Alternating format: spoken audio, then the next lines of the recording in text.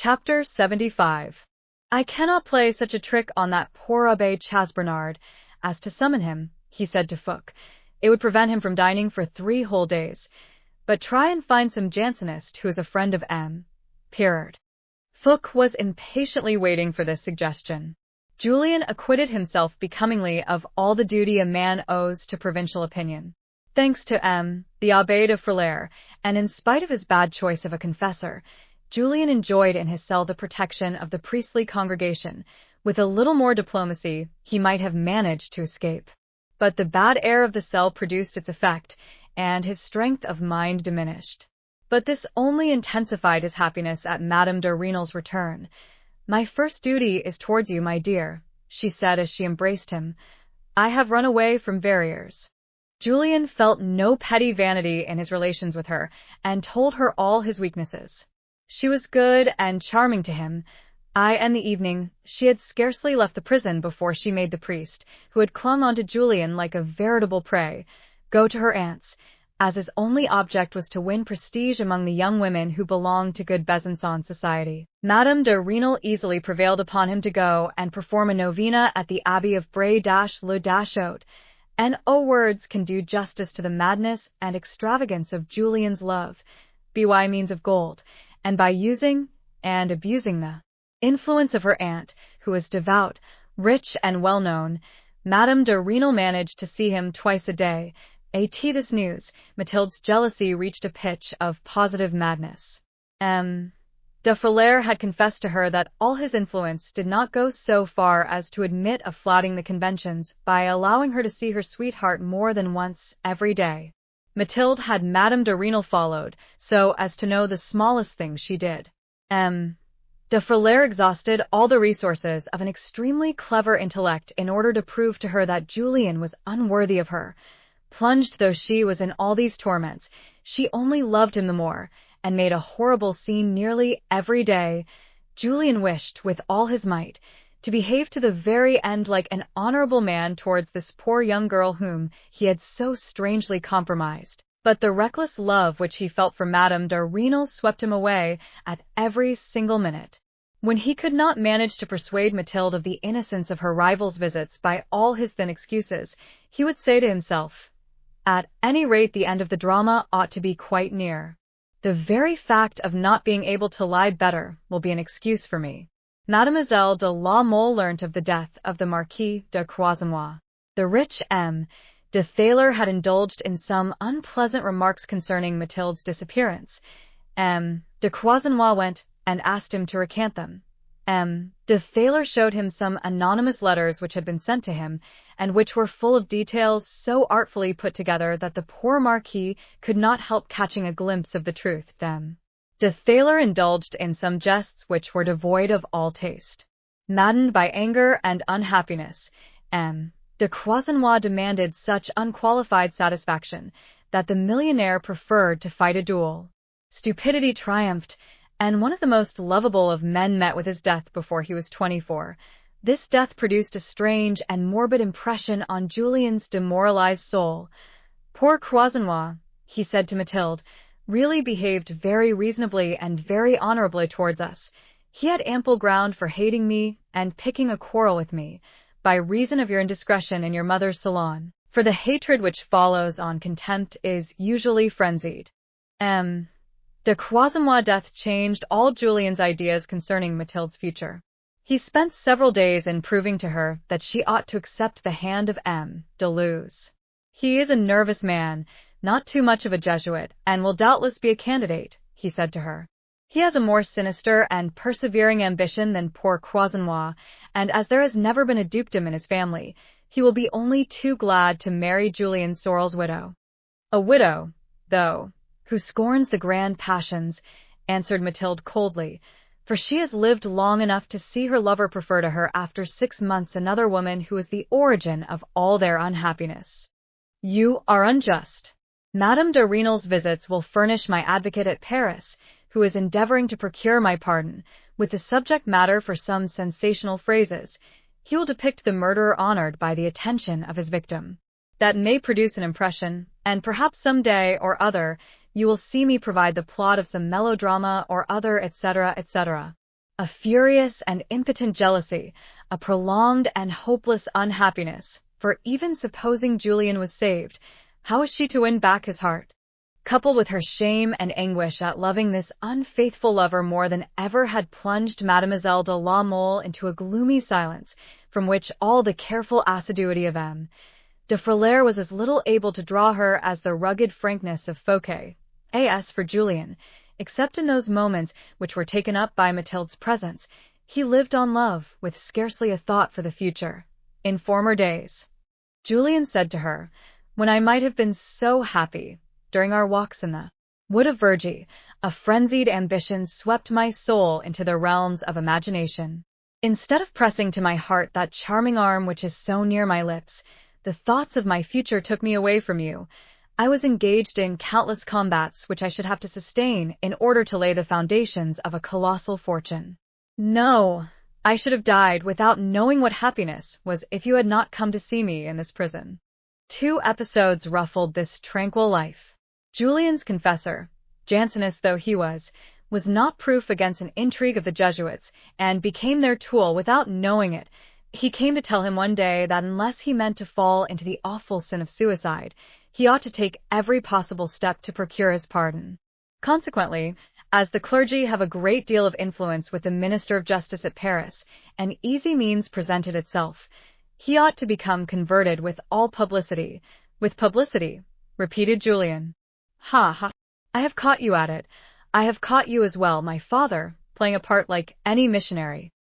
Your youth, replied the Jansenist gravely, the interesting appearance which Providence has given you, the still unsolved mystery of the motive for your crime, the heroic steps which Mademoiselle de la Mole has so freely taken on your behalf, everything, up to the surprising affection which your victim manifests towards you, has contributed to make you the hero of the young women of Besançon.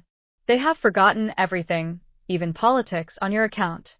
Your conversion will reverberate in their hearts and will leave behind it a deep impression. You can be of considerable use to religion, and I was about to hesitate for the trivial reason that in a similar circumstance the Jesuits would follow a similar course. But if I did, even in the one case which has escaped their greedy clutches, they would still be exercising their mischief. The tears which your conversation will cause to be shed will annul the poisonous effect of 10 editions of Voltaire's works. And what will be left for me, answered Julian coldly, if I despise myself? I have been ambitious. I do not mean to blame myself in any way. Further, I have acted in accordance with the code of the age. Now I am living from day to day. But I should make myself very unhappy if I were to yield to what the locality would regard as a piece of cowardice. Madame de Renal was responsible for the other episode which affected Julian in quite another way. Some intriguing woman friend or other had managed to persuade this naive and timid soul that it was her duty to leave for St. Cloud and go and throw herself at the feet of King Charles X. She had made the sacrifice of separating from Julian, and after a strain as great as that, she no longer thought anything of the unpleasantness of making an exhibition of herself, though in former times she would have thought that worse than death. I will go to the king. I will confess freely that you are my lover. The life of a man, and of a man like Julian, too, ought to prevail over every consideration. I will tell him that it was because of jealousy that you made an attempt upon my life.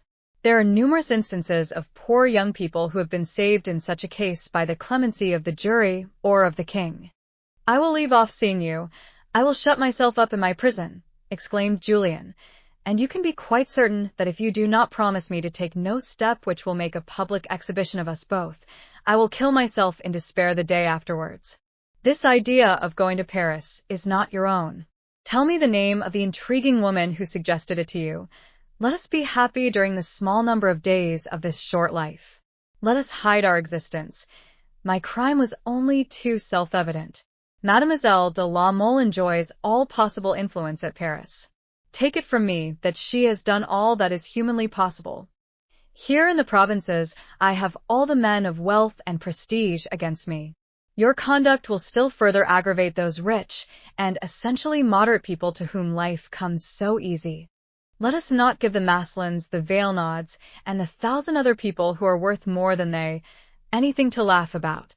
Julian came to find the bad air of the cell unbearable.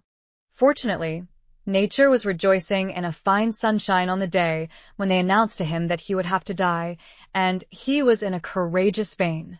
He found walking in the open air as delicious a sensation as the navigator, who has been at sea for a long time, finds walking on the ground. "Come on, everything is going all right," he said to himself. "I am not lacking in courage." His head had never looked so poetical as at that moment when it was on the point of falling. The sweet minutes which he had formerly spent in the woods of Vergy crowded back upon his mind with extreme force. Everything went off simply, decorously, and without any affectation on his part. 2 days before he had said to Fook, "I cannot guarantee not to show some emotion. This dense, squalid cell gives me fits of fever in which I do not recognize myself, but fear. No, I shall not be seen to flinch." He had made his arrangements in advance for Fook to take Mathilde and Madame de Renal away on the morning of his last day. "Drive them away in the same carriage," he had said. "Do you see that the post horses do not leave off galloping? They will either fall into each other's arms, or manifest towards each other a mortal hatred. In either case the poor women will have something to distract them a little from their awful grief." Julian had made Madame de Renal swear that she would live to look after Mathilde's son. "Who knows? Perhaps we have still some sensations after our death," he had said one day to Fook. "I should like to rest, for rest is the right word, in that little grotto in the great mountain which dominates Verrières. Many a time, as I have told you, I have spent the night alone in that grotto, and as my gaze would plunge far and wide over the richest provinces of France, ambition would inflame my heart. In those days it was my passion. Anyway, I hold that grotto dear, and one cannot dispute that its situation might well arouse the desires of the philosopher's soul. Well, you know, those good priests of Besançon will make money out of everything. If you know how to manage it, they will sell you my mortal remains." Fook succeeded in this melancholy business. He was passing the night alone in his room by his friend's body when, to his great surprise, he saw Mathilde come in. A few hours before he had left her 10 leagues from Besançon. Her face and eyes looked distraught. "I want to see him," she said. Fook had not the courage either to speak or get up. He pointed with his finger to a big blue cloak on the floor. There was wrapped in it all that remained of Julian. She threw herself on her knees. The memory of Boniface de la Mole and of Marguerite of Navarre gave her, no doubt, a superhuman courage. Her trembling hands undid the cloak. Fook turned away his eyes. He heard Mathilde walking feverishly about the room. She lit several candles. When Fook could bring himself to look at her, she had placed Julian's head on a little marble table in front of her and was kissing it on the forehead. Mathilde followed her lover to the tomb which he had chosen. A great number of priests convoyed the bier, and, alone in her draped carriage, without anyone knowing it, she carried on her knees the head of the man whom she had loved so much. When they arrived in this way at the most elevated peak of the high mountains of the Jura, 20 priests celebrated the service of the dead in the middle of the night in this little grotto, which was magnificently illuminated by a countless number of wax candles. Attracted by this strange and singular ceremony, all the inhabitants of the little mountain villages which the funeral had passed through followed it. Mathilde appeared in their midst in long mourning garments and had several thousands of 5-franc pieces thrown to them at the end of the service. When she was left alone with Fook, she insisted on burying her lover's head with her own hands. Fook nearly went mad with grief. Mathilde took care that this wild grotto should be decorated with marble monuments that had been sculpted in Italy at great expense. Madame de Renal kept her promise. She did not try to make any attempt upon her life, but she died embracing her children, 3 days after Julian. As we reach the end of The Red and the Black, we reflect on Julian Sorel's intense journey through ambition, love, and tragedy. Thank you for joining me in exploring Stendhal's profound tale of passion, power, and the conflicts of society and self. I hope this classic story has inspired thought and emotion. Your presence and support mean everything. Stay tuned for more timeless stories on our channel, and thank you for listening.